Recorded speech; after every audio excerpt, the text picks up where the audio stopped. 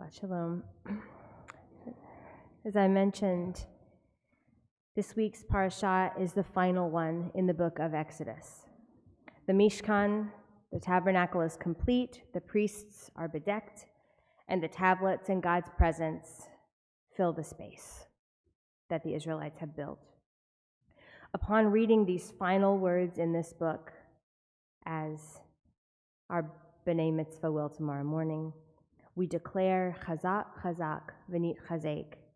Let us be strong and strengthen one another. And we move forward with those words to enter Vayikra, Leviticus. We are also approaching a transition on the Hebrew calendar. A week from tomorrow night, we will be observing the holiday of Purim. A month after that, of course, it will be Passover. It will be Pesach. Purim takes place on the 14th of Adar, and Pesach on the 15th of Nisan, in the week that follows. Each of these exactly 2 weeks away from the 1st of Nisan, right in the middle of them, which is the first day of the first month on the Hebrew calendar. Yes, Rosh Hashanah is when we celebrate the new year, but the 1st of Nisan is actually the first day of the first month. The 1st of Tishrei is the first day of the 7th month. We can discuss it more later. So this is one of our New Years, this moment that we're anticipating. There is a strong teaching about these two holidays, Purim and Pesach, brought by modern Jewish commentator Yossi Klein Halevi. He notes that there are two significant Torah commandments, each one applying to one of these holidays, and they form and shape us as a Jewish community in different ways, which is what I would like to speak about tonight. We are commanded several times in the Torah to remember and blot out the name of Amalek, the nation, Amalek being the nation that stalked and murdered us on our way across the wilderness when we were at our weakest. And Haman, Purim's villain, is considered to be a descendant of Amalek. So Purim becomes a holiday on which we celebrate our ability as a Jewish community to stand up for ourselves against the Hamans, against the Amaleks of the world in every generation, all those who have decided, as Haman did, that we do not have the right to exist. And we are commanded several times in the Torah, actually more times than any other commandment we receive, to remember that we were strangers in the land of Egypt and not to oppress the stranger in our midst. So Passover becomes the holiday on which we celebrate our individual and collective freedom by committing ourselves to a standard of decency and empathy on a broad scale to discern, identify, protect those who are vulnerable in ways that we recognize as we have been vulnerable. Both these commandments, to remember Amalek and to remember the stranger, are vague in their implementation, but their impulse, I think, is clear. The Purim commandment about Amalek is not to allow yourself to be victimized. And the Pesach commandment is not to allow yourself to victimize others. As Halevi notes, these two impulses within our tradition produce, in his shorthand, two different kinds of Jews, or two different mindsets that a Jewish communal member might have: Purim Jews and Pesach Jews. Purim Jews are those who are oriented toward and most sensitive to the threats that the Jewish community experiences, the Jewish people experience. And Passover Jews are those who are the most sensitive to the injustices of the world. And these two orientations create a spectrum in which we might, many of us, be able to find ourselves swinging to one side or the other. Even though, admittedly, this is a bit reductive, asking ourselves if we're Jewish, what kind of Jew are we? Or what kind of Jew are we today? Or what kind of Jew our partner or family member is if we're not Jewish, can be helpful in understanding a set of values that animate us in our actions. Even without the self-analysis, though, It's important for us to know that both of these strands, both of these ideas, both of these orientations exist within our tradition and have validity in our tradition. Both of them emanate from commandments within the Torah. Judaism isn't Judaism without both of them. To put it simply, our calendar includes both Purim and Passover. Both are essential to a Jewish life. And this year and a year isn't complete without them both.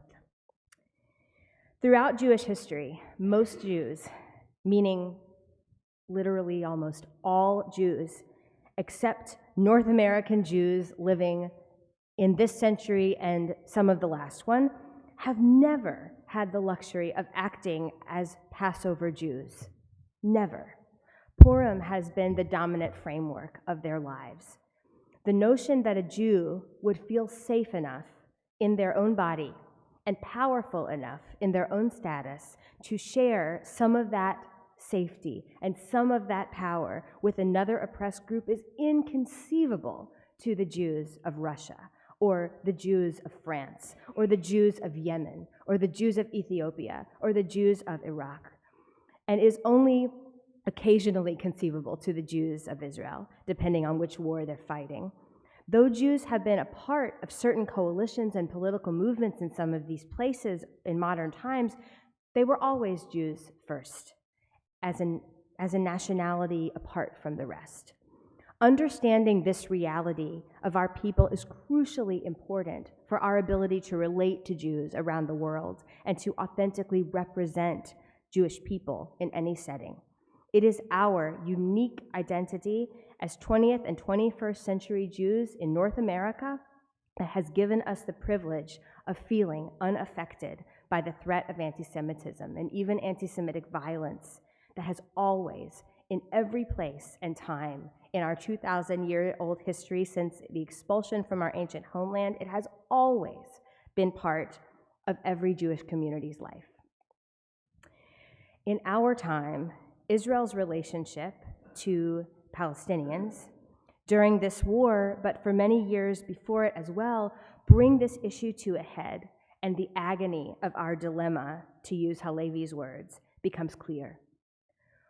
With the rise of Hamas and its violent tactics, the very stranger in our midst, the one the Passover story insists we care for and empathize with, is also governed by, and perhaps in some cases scribes to the ideology of, a group that would inflict October 7th on us over and over again. And we, as a collective, are grappling in the face of that reality with which commandment to allow to take precedence in our lives. The Purim and Passover orientations are in direct conversation and even direct conflict in some cases within our community and within our congregation and within our families and even within an individual person in our community. And what makes it even more difficult is that each of these impulses activates the other and appears to it as an existential threat, especially right now, as raw as we all are. A Purim orientation of self-defense hears Passover pleas on behalf of the Palestinian cause as a call to self-sacrifice, to ignore the truth about the militant Islamic extremist threat that we are fighting in Hamas, a movement whose ideology considers Israel's complete destruction as fundamental to its vision for the future and the establishment of an Islamic state in the Levant. And a Passover orientation of radical empathy toward Palestinians hears a Purim plea on behalf of Israel's self-defense as a call to inflict immense violence on vulnerable people, precisely what the Torah repeats 36 times not to do. And it asks Jews who love and support Israel to wrestle with this question. Because we do have sovereignty, don't we have a higher calling to use that power with the utmost care? Isn't that exactly what the Torah is telling us with this commandment? Surely, certainly, each of these positions is more complicated and nuanced than I've expressed with this little framework. But what I want us to consider as we stand on the precipice of the end of this book of the Torah and the crescendo of this year is how to relate to this fundamental rift that manifests all around us every single day in our schools, in our offices, and around our own family tables. To opt into this Toro family is to concede that no good can come from us being cruel to each other, from rebuking each other in unhinged and dramatic fashions, by harassing each other on the street or undermining each other to our neighbors. And furthermore, that kind of behavior is absolutely not the Jewish way. In contrast to the gotcha culture that we live in contrast to the pervasive cancellation and deplatforming examples all around us, rebuke in Judaism is meant to be a gesture of love, an invitation for self-reflection, not an opportunity for bullying and shaming. That is not the way we interact with each other in a Jewish community.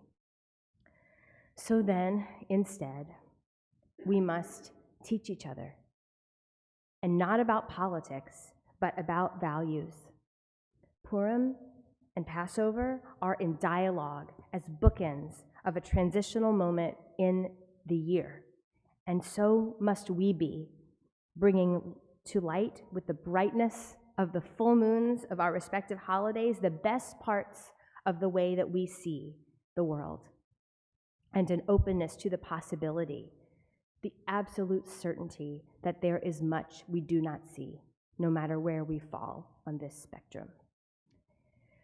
Our privilege as the Jewish community of North America, living in a time of absolutely singular security in our history, singular acceptance and power, a golden age, as Franklin Foer recently wrote in his important Atlantic cover story. Our privilege has been to experiment with and model what Jewish tradition can do in a time of Jewish safety, to stretch it way beyond what anyone thought possible, to use it to be a voice for justice, not only for Jews, but for all. This is nothing short of revolutionary in our history as a people, to loudly live as Passover Jews for so long. That is our privilege as the Jewish community of North America. Our responsibility as part of the global, eternal Jewish people is to acknowledge to ourselves what is unique about our experience and our identity, to own and to integrate the violence and the exiles that have informed our locations on the globe and what binds us together, which is far more than religious faith or specific ideology, far more than the liberal values of equality and justice.